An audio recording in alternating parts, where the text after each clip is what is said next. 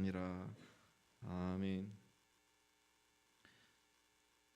사랑하는 성도 여러분, 대강절 넷째 주일 촛대가 모두 불을 환하게 밝혔습니다. 대강절 기간 동안에 우리는 이사야서를 통해서 오실 메시아에 대한 말씀을 들었습니다. 오실 메시아는 어떤 분이신지, 또 그분이 오셔서 포로된 자, 얽매인 자에게 자유를 주실 것이라 하는 말씀을 들었습니다.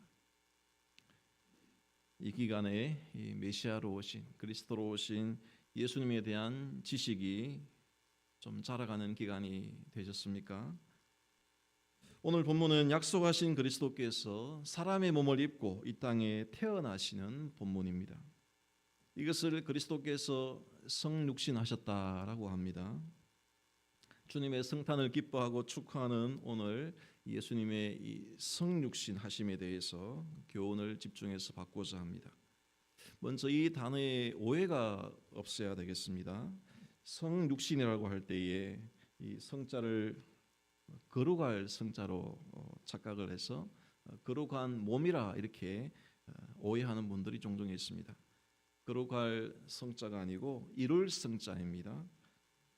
될 성자를 쓰고 있습니다. 사람의 몸을 이루셨다 하는 뜻입니다.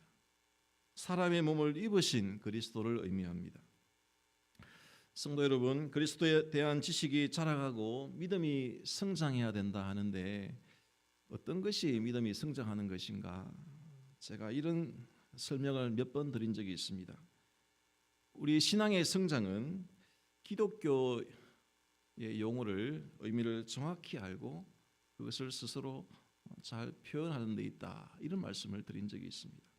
신앙의 성장은 기독교 용어를, 의미를 제대로 파악하고 말하는 데서 이루어진다.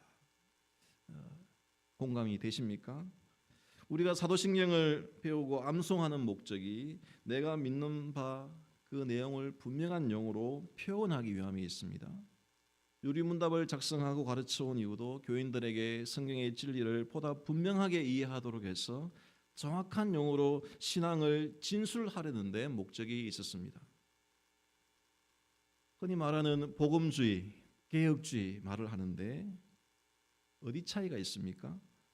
복음주의는 믿는 내용을 두리뭉실하게 모호하게 아는 반면에 이 개혁신앙인은 내가 무엇을 믿는지, 무엇을 믿지 않는지 분명하게 표현할 수 있다는 점에 차이가 있습니다.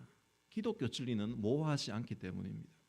오늘 성탄이 감사 예배를 맞이해서 성탄이 우리에게 주는 성육신의 복음에 대해서 분명한 구원의 지식을 쌓고자 합니다. 성육신하신 그리스도께서 우리의 유일한 중보자가 되심을 기뻐하자라는 요지로 말씀을 전하겠습니다. 첫 번째 대지입니다. 성육신 교리는 무엇을 말하는가? 성탄절 카드에 선이 볼 수 있는 그림을 하나 보여드리겠습니다. 베들레헴에 태어나신 말구 위에 누우신 예수님을 목자들이 찾아와서 경배하는 장면입니다. 이 장면을 떠올리게 하는 찬송이 108장이 있습니다. 그 어린 주 예수 눌 자리 없어 그 귀하신 몸이 구유에 있네. 그런데 이 찬송 2절 가사를 보시면은 저 육축 소리에 아기 잠깨나 그 순하신 예수 우시지 않네. 성도 여러분, 어린아이가 태어났는데 울지 않으면 어떻게 됩니까? 울지 않는 아기는 정상적인 아이가 아닙니다. 예수님이 아기로 태어나셨는데 울지 않았다고 하면은 예수님 인성에 문제가 있는 것입니다. 왜 이런 가사를 작사하게 되었습니까? 아기 예수님에게서 신성을 너무 강조하다 보니까 결과적으로 예수님의 인성을 무시하는 이 가사가 알지도 못하는 가운데 찬송가에도 담겨 있게 된 것입니다. 중세시대 그림을 하나 보여드리겠습니다. 중세시대는 그리스도의 이 신성을 강조하는 분위기가 더 심해졌습니다.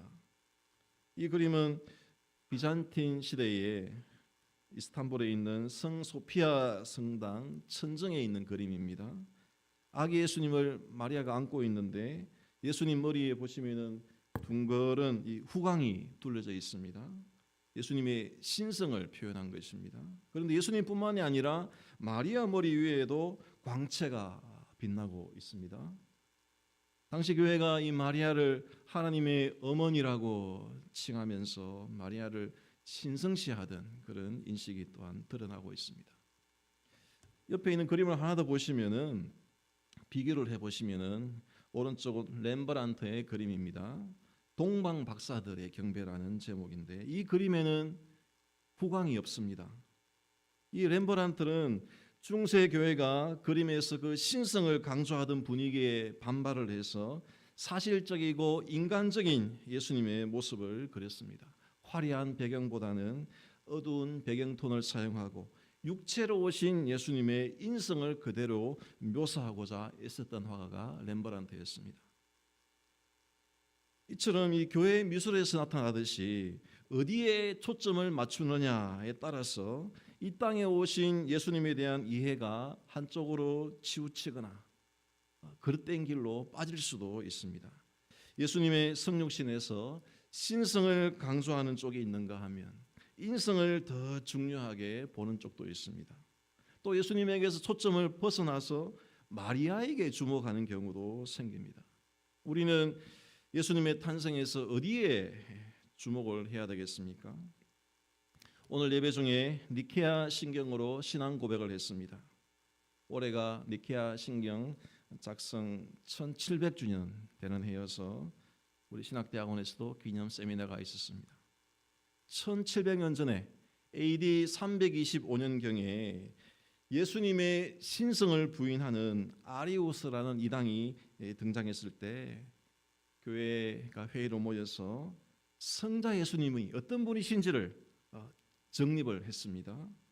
그 결과 성자 하나님은 성부 하나님과 동일하다, 동등 본질이시다 하는 결론을 내리고 신앙 고백문으로 이렇게 내용을 담아냈습니다. 우리 다시 한번 읽어보겠습니다. 시작. 우리는 한 분 주님 예수 그리스도 아버지의 독생자를 믿사오니 빛으로부터의 빛이며 참 하나님으로부터의 참 하나님이십니다. 아버지와 동질 본질이시며 성부 성자가 동등하시다는 겁니다. 웨스트스민트 소요리문답에서는 이렇게 표현합니다. 그분은 하나님의 영원한 아들로서 사람이 되셨다. 하이델베르 요리문답에서는 참되고 영원한 하나님이시며 탄생 후에도 참되고 여전히 참되고 영원한 하나님이다 하고 고백을 하고 있습니다. 오늘 설교 후에 부를 찬송 122장에 이 니케아 신경의 고백이 일부 들어가 있습니다. 참 반가운 성도여. 3절 가사에 보시면은 나중에 부르실 때 이 세상에 주께서 탄생하실 때에 참 신과 참 사람이 되시려고 저 동정녀 몸에 나시었으니 노래로 고백하고 있습니다. 성도 여러분, 이 땅에 오신 예수님이 어떤 분이신지 분명히 하시기 바랍니다. 확인 차원에서 물어보겠습니다. 객관식으로 물어보겠습니다. 1번 예수님은 사람이시다. 2번 예수님은 하나님이시다. 3번 예수님은 사람이시며 동시에 하나님이시다. 몇 번입니까? 예, 3번이 정답입니다. 예수님은 신성과 인성 모두를 지니신 분으로 이 땅에 오셨습니다. 다시 묻겠습니다. 예수님은 그러면 신성이 몇 퍼센트, 인성이 몇 퍼센트십니까? 예수님은 50% 하나님, 50% 사람이십니까? 우리 예수님은 100% 하나님 되시고 100% 사람이 되십니다. 온전하신 신성과 인성을 그대로 가지고 이 땅에 오셨음을 분명히 하시기를 바랍니다. 성경은 예수님의 신인 양성을 동시에 가지셨음을 증거하고 있습니다. 제자들과 갈릴리 호수배를 타고 건너실 때에 물결이 배를 부딪혀서 광풍이 일는 순간에 예수님이 베개를 베고 주무시고 계셨습니다. 육신의 피곤함을 느끼는 인성을 지닌 분이셨습니다. 그래서 예수님이 자신을 가리켜서 종종 인자라고 말씀하셨죠. 인자가 온 것은 섬김을 받으려 함이 아니다. 인자가 장차 구름 타고 오리라. 인자, 사람의 아들이시라고 인성을 지니셨음을 자주 언급하셨습니다. 그런데 그 풍랑이 이르던 때에 제자들이 예수님을 깨우자 일어나셔서 잠잠하라 고요하라 하시면서 바람과 바다를 꾸짖으셨습니다. 그것을 본 사람들이 이분이 누구이기에 바람과 바다도 순종하든가. 예수님이 피조 세계를 다스리시는 신성을 동시에 지니셨음을 배를 타고 있던 사람들을 통해 보여주셨던 것입니다. 따라서 우리는 이 성경의 가르침을 따라서 성육신의 교리에서 그 초점을 예수님에게 제대로 맞춰야 합니다. 그런데 예수님을 낳은 마리아에게 초점을 맞추는 이들이 있습니다. 그러다가 중세교회가 참으로 황당한 교리를 주장하게 되었습니다. 5세기 교회사를 보시면은 예수님이 어떤 분이신가를 정의할 때 이 테오토코스라고 하는 용어가 만들어졌습니다. 테오토코스. 본래는 좋은 취지로 예수님의 신성을 강조하기 위해서 만들어낸 단어입니다. 테오토코스. 마리아가 낳은 그리스도는 하나님이시다. 맞는 말이지요. 그런데 예수님의 신성을 강조하기 위해 사용되었던 용어가 마리아에게 초점이 이동하면서 용어가 변질되었습니다. 마리아는 하나님을 낳은 존재이니까 그러면 마리아는 하나님의 어머니시구나, 어머니시다, 이렇게 결론이 이어져 간 것입니다. 어떻게 들리십니까? 제가 서두에 기독교 신앙은 용어를 정확히 사용해야 된다고 말씀드렸습니다. 마리아는 하나님의 어머니이시다. 이 말에는 인성과 신성을 구분하지 못하는 논리적 오류가 있습니다. 마리아가 예수님의 어머니가 되는 것은 인성의 차원에서 어머니일 뿐이지 마리아를 그녀의 인성과는 전혀 상관없는 신성의 차원으로 오해하고 있는 것입니다. 오버 해석한 것입니다. 고대교회가 이 호칭을 조기에 바로잡지 못한 결과로 중세교회가 마리아를 신격화시키는 큰 빌미를 제공하고 말았던 것입니다. 성도 여러분, 이 성탄절 예수님 생일날인데 여러분 어떤 선물을 준비하셨습니까?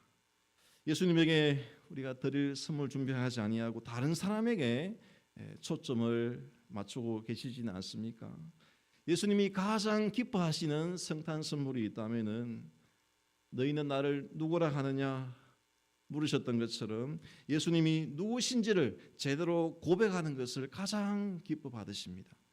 동방 박사가 드렸던 황금, 유향, 모략 이 선물이 가치가 있는 것은 예수님의 그리스도 되심, 예수님의 왕 되심과 제사장 되심을 선물들이 보여주고 있었기 때문입니다. 이 성탄절에 예수님이 참 하나님 되시고 참 사람 되심을 고백하심으로 최고의 선물을 주님께 드리시는 성도들 되시기를 바랍니다.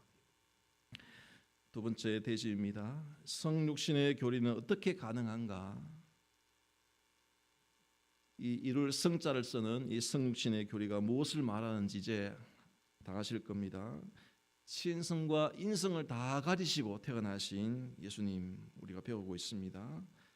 사도신경을 고백할 때마다 이 두 가지를 같이 고백합니다. 성령으로 잉태되셨기에 하나님이시고 신성을 가지신 분으로 고백합니다. 또 동정녀의 몸에서 나셨기 때문에 사람이시라는 인성을 가지셨음을 고백하고 성육신의 교리를 우리가 매주마다 새기고 있습니다. 그런데 문제는 이 성육신의 교리가 무엇을 말하는지를 알겠는데 이 사실이 잘 믿어지지 않는다는 분들이 계십니다. 어떻게 처녀의 몸에서 어찌 아이를 낳을 수 있다는 것인지 생물학적으로 불가능한 일이고 과학적으로 상식적 이성으로 믿기지 않는다고 합니다.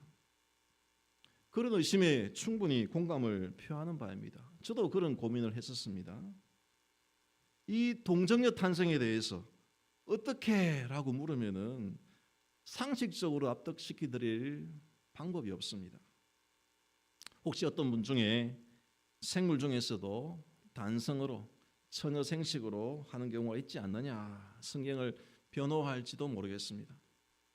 간혹 이 과학으로 성경의 옳음을 증명하고자 하는 그런 시도를 하는 분들이 계시는데 그러한 시도는 결국 한계에 부딪힐 수밖에 없습니다. 왜냐하면 성경은 우리에게 구원의 도리를 주시기 위한 목적으로 쓰여진 것이지 과학으로 입증되기 위해서 쓰여진 책이 아니기 때문입니다. 현대인들은 이 과학이 불변이라고 생각하는 경향이 있지만은 사실 이 과학도 시대에 따라서 정의가 달라지고 방법론이 달라집니다. 이 과학을 최고의 권위로 너무 신봉하지는 마시기 바랍니다. 성경에는 현재 우리의 이성과 과학으로 이해할 수 없는 의미들이 많이 기록되어 있습니다. 예수님의 성육신이 그렇고 부활을 비롯한 수많은 기적들이 우리의 이성과 상식을 뛰어넘었습니다. 그런데 이러한 것들이 우리의 머리와 경험으로 이해되지 않는다고 해서 성경이 비과학적이라고 해서 믿지 못하겠다 이렇게 말하는 것은 어리석은 일입니다. 왜냐하면 성경은 비과학적인 책이 아니라 때로는 이 과학을 초월하는 모습을 통해서 전능하신 하나님의 모습을 보여주는 책이기 때문입니다. 그래서 우리는 이 믿음의 기초를 과학 위에 두어서는 안 되고 창조주 하나님의 말씀 자체에 둘 수 있어야 합니다. 성도 여러분, 이 동정녀 탄생은 성령의 조명하심으로 성령의 비추이심으로 성경을 깨닫게 되는 것이지 과학의 도움으로 이해로 믿어지는 것이 아닙니다. 그러기에 우리에게는 이 성령의 은혜가 필요하고 이것이 믿어지는 것은 하나님의 선물인 것입니다. 이 선물을 받기 위해서 성령께서 역사하시도록 말씀을 깊이 묵상하시고 주께 간구하시기를 바랍니다. 동정녀 탄생이 믿기지 않는다 하는 분에게 드릴 수 있는 권면은 창세기 1장을 묵상하시라 이렇게 말씀드리고 싶습니다. 창세기 1장 1절 태초에 하나님이 천지를 창조하시니라. 여러분 이 말씀을 다 믿고 계시지 않습니까? 이 창세기 1장 1절을 확실하게 믿는다면은 우리가 성경의 어느 구절을 다 믿지 못하겠습니까? 하나님께서 천지를 창조하신 분이신데 홍해 바다를 가르지 못하시겠으며 무리를 걷지 못하시겠으며 죽은 자를 살리시지 못하시겠습니까? 천지 창조를 믿는다고 하면서 동정녀 탄생을 부인하고 부활을 믿지 못하겠다고 하면은 아직까지도 이 창조주 하나님에 대한 믿음이 부족한 상태라고 할 수가 있겠습니다. 이 동정녀 탄생에 대한 신앙은 하나님의 창조에 대한 신앙과 같은 종류의 믿음이라고 할 수가 있습니다. 마리아가 천사로부터 수태고지를 들었을 때 믿기지 않았습니다. 나는 남자를 알지 못하니 어찌 이 일이 있으리까? 마리아가 어떻게를 물었습니다. 그때 마리아에게 주신 대답이 성령이었습니다. 성령이 내게 임하시고 지극히 높으신 이의 능력이 너를 덮으시리니. 놀랍게도 이 대답은 창세기 1장에 언급된 성령의 사역을 떠올리게 합니다. 그리스도의 탄생이 가능하도록 성령께서 마리아의 위에 임재하시는 모습은 태초에 땅이 혼돈하고 공허하던 태초에 하나님의 영이 곧 성령께서 수면 위에 운행하시는 모습과 같습니다. 첫 창조가 성령의 운행하심으로 이루어졌듯이 새 창조를 이루실 그리스도의 탄생 역시도 성령의 능력을 통해 이루어지게 된 것입니다. 성도 여러분, 이 창조 신앙이 하나님의 선물로 주어지듯이 그리스도에 대한 믿음 역시 성령께서 믿음을 갖도록 선물로 주셔야 우리가 가질 수가 있습니다. 고린도전서 12장 3절 말씀 같이 읽어보시겠습니다. 시작. 성령으로 아니하고는 누구든지 예수를 주시라 할 수 없느니라. 아멘. 마리아에게 임하신 성령의 능력으로 그리스도께서 잉태되셨듯이 성령께서 오늘 우리에게 임하시면 그리스도의 성육신을 믿게 하시고 예수님을 주시라 시인하게 하시니 성령의 은혜를 구하시기를 바랍니다. 이 성령의 역사로 마리아처럼 주의 종이오니 말씀대로 내게 이루어지이다. 깨달음과 순종의 자리로 나아가는 성도들 되시기를 바랍니다. 세 번째 대지입니다. 성육신의 교리는 그러면 왜 중요한가? 이제 어떻게라는 질문에서 왜라는 질문으로 옮겨보겠습니다. 우리가 어떻게라는 질문은 잘 던지는데 정작 우리가 드려야 될 질문은 왜라는 질문입니다. 우리 입장에서는 어떻게 관심이 많습니다. 이 놀라운 일을 어떻게 이루실지 그 능력과 방법과 절차를 우리는 궁금해합니다. 그러나 전능하신 하나님 입장에서 보면은 일을 어떻게 이루시느냐 하는 것은 큰 문제가 되지 않습니다. 창조주 하나님은 작정만 하시면 행하지 못하실 일이 없으시고 풀지 못할 문제가 없으시기 때문입니다. 전능하신 하나님을 믿고 신뢰하는 자라면은 어떻게라는 질문에서 왜라는 질문으로 전환해야 됩니다. 우리가 이 신앙의 질문을 바꿀 때에 풀리지 않는 문제에 많은 해답을 얻게 될 것입니다. 우리의 기도를 돌아보면 주로 어떻게 하라는 간구를 많이 하지 않습니까? 하나님 어떻게 하실 겁니까? 해결 방안을 묻습니다. 하나님 내 계획은 이렇습니다. 내 해결 방안을 제시를 합니다. 그리고 이루어지시기를 구합니다. 열심히 기도하는데 가만히 돌아보면 왜라는 질문을 빠뜨릴 때가 많습니다. 왜 이 문제가 생겼습니까? 하나님께서 이 문제를 풀어주신다면 왜 이 문제를 풀어주셔야 됩니까? 근본적인 이유를 찾지 아니하고 당장에 내가 바라는 문제 해결 여기에만 초점을 맞추다 보니까 초조해지고 불안해지는 것입니다. 천사가 마리아에게 어찌 이 일을 이룰 것인지 방법에 대해서 자세히 말해 주었다고 한들 이것을 마리아가 이해할 수가 있겠습니까? 태초에 천지를 어떤 방식으로 창조하셨는지 우리에게 설명해 주신다고 한들 피조물인 우리의 머리로 창조주 일하심을 1%라도 이해할 수가 있겠습니까? 우리는 놀라운 하나님의 능력을 이해하려고 애쓰기보다는 우리를 위해서 일하시는 그 뜻을 깨닫고 능력으로 행하시는 일들을 찬송하고 영광을 돌리는데 우리는 힘써야 되는 것입니다. 하나님께서는 어찌하여 여기에 관심을 가지고 질문하는 마리아에게 왜 이 일을 이루시는지에 대한 답을 주셨습니다. 본문을 보시면은 뭐라고 하십니까? 네가 은혜를 입었기 때문이다. 너를 통해 하나님의 아들이 다윗의 자손으로 나실 것이기 때문이다. 20절 30절에 있는 말씀인데요. 처음에 마리아는 당장에 하나님의 뜻을 찾기보다는 자신의 현실을 바라보았기 때문에 어떻게라고 반응했습니다. 그러나 하나님께서 왜 이를 이루시는지 이 말씀을 주시자 대해서 하나님의 모든 말씀은 능하지 못하심이 없느니라. 그 이유를 깨닫고 순종의 자리로 나아가게 되었던 것입니다. 성도 여러분, 이런 질문을 많이 하게 됩니다. 하나님이 인간이 되시는 이 성육신, 굳이 이렇게 복잡한 과정을 거치지 아니하시고도 우리의 구원을 이루실 수 있었지 않았겠는가?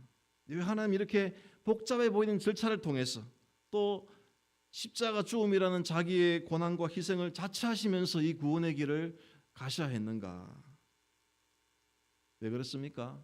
하나님이 사람이 되신 이유는 그렇게 하시는 길만이 구원자의 자격을 갖추는 유일한 길이 되기 때문입니다.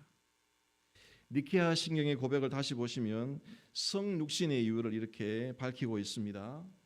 우리 인간과 우리 구원을 위하여 하늘에서 내려오시어. 이게 성육신 하신 이유입니다. 인간을 구원하시기 위하여 완벽한 자격을 갖추셨음을 말하고 있습니다.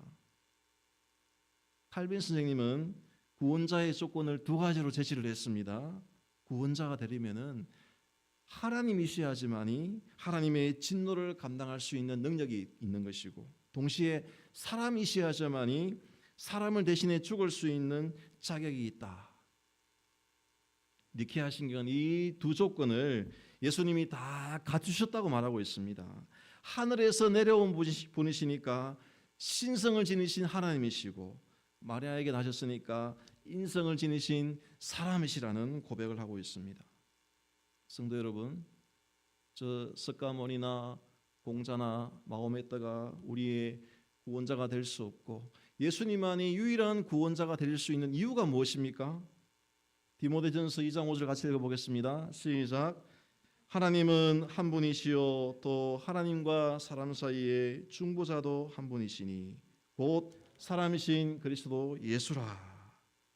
구원자의 자격 되시는 인성과 신성을 모두 갖추신 분, 하나님과 사람 사이의 유일한 중보자가 되시는 분이 예수님밖에 없으시기 때문에 우리의 유일한 구원자가 되시는 줄로 믿으시기를 바랍니다. 한 가지만 더 질문을 또 던져보겠습니다. 그러면 굳이 예수님께서 이 아기로 태어나신 이 방식을 취하셔야 되는가? 잉태와 출산을 통해서 오셔야 되는가? 첫째 아담이 장성한 사람으로 창조가 되었다면은 둘째 아담이신 예수님도 건강한 청년으로 나타나셔서 십자가를 곧바로 지셔도 되지 않았겠는가? 중보자의 자격만 갖추었다면 아기로 태어나지 않으셔도 십자가 부활을 바로 가셔서 구원을 이루셔도 되는데 문제가 없어 보이는 것 같습니다. 이에 대해서 하이델베르그 요리문답은 예수님이 아기로 성육신 하신 것을 인간의 출생 때부터 중보자의 사역을 시작하신 것으로 이해를 설명을 하고 있습니다. 오늘 오후에 나오는 문답인데요. 제가 질문하면 한 번 더 답해 주시기 바랍니다. 그리스도의 거룩한 잉태와 탄생은 당신에게 어떤 유익을 줍니까? 그리스도는 우리의 중보자이심으로 잉태되고 출생할 때부터 가지고 있는 나의 죄를 그의 순결함과 온전한 거룩함으로 하나님 앞에서 가려줍니다. 아멘.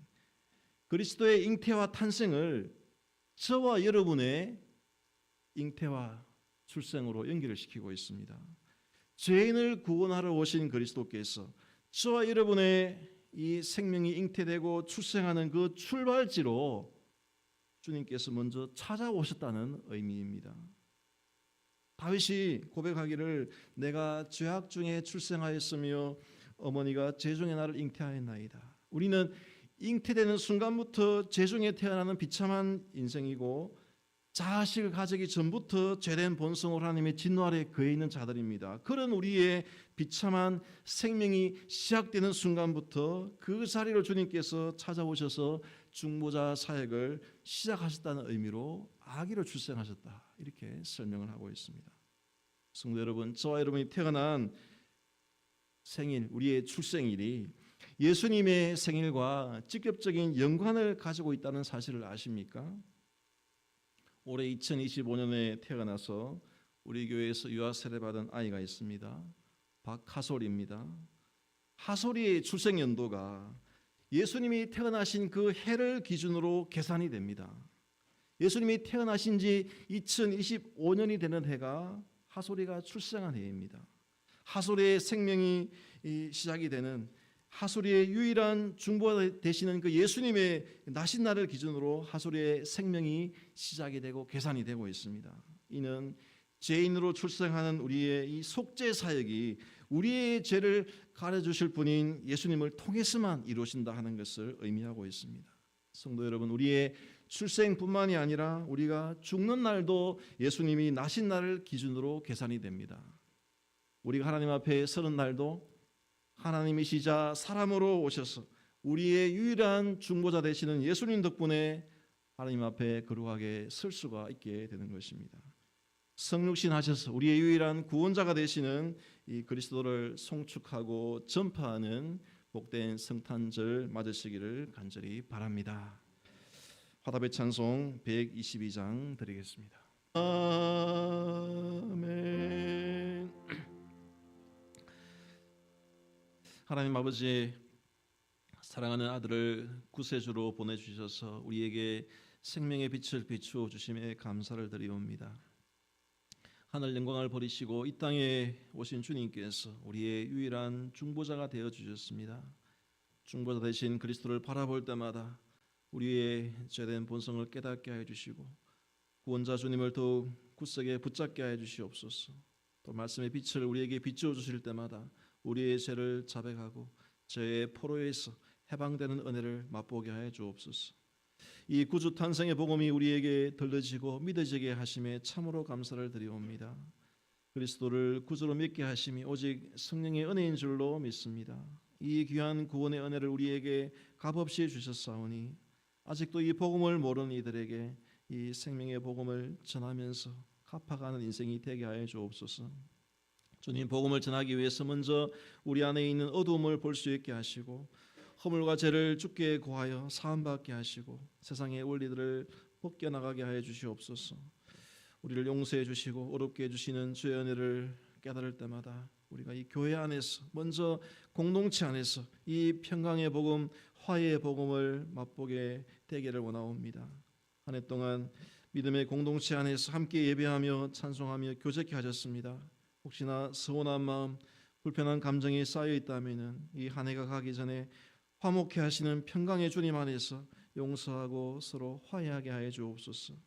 자녀와 부모의 관계가 회복되게 하시고 교사와 학생들의 관계가 회복되게 하시고 무엇보다 하나님과의 관계가 개선되도록 우리가 경건에 힘쓰는 삶이 되게 하여 주옵소서. 어려운 문제를 만날 때마다 어떻게 해결할까 고민하기보다 왜 이런 문제를 허락하셨나 주님의 뜻을 먼저 찾게 하여 주옵소서. 내 길은 너희의 길보다 높으며 내 생각은 너희의 생각보다 높으니라 하신 하나님의 말씀에 귀를 기울이게 하시고 말씀대로 내게 이루어지이다 순종하는 믿음을 우리에게 주옵소서. 주님 함께 교회를 섬겼던 최성민 간사 교회를 이동하게 됩니다. 새 곳에 가서도 성실하게 잘 섬겨나가게 하시고 이곳에서 함께 배웠던 개혁신앙을 잘 가지고 또 전할 수 있는 귀한 교육자가 되게 하여 주옵소서. 오늘 오후에 성탄 축하 행사를 하고자 합니다. 하늘의 복으로 채워주시옵소서. 이 구원의 복을 함께 공유하고 있는 공동체의 기쁨을 누리게 하시고 또 행사를 준비하고 식사하고 교제하는 가운데 섬기는 기쁨과 나누는 기쁨이 충만한 구주 성탄이 되게 하여 주옵소서. 예수님의 이름으로 기도하옵나이다. 아멘. 일어나셔서 3장 찬송 드리겠습니다.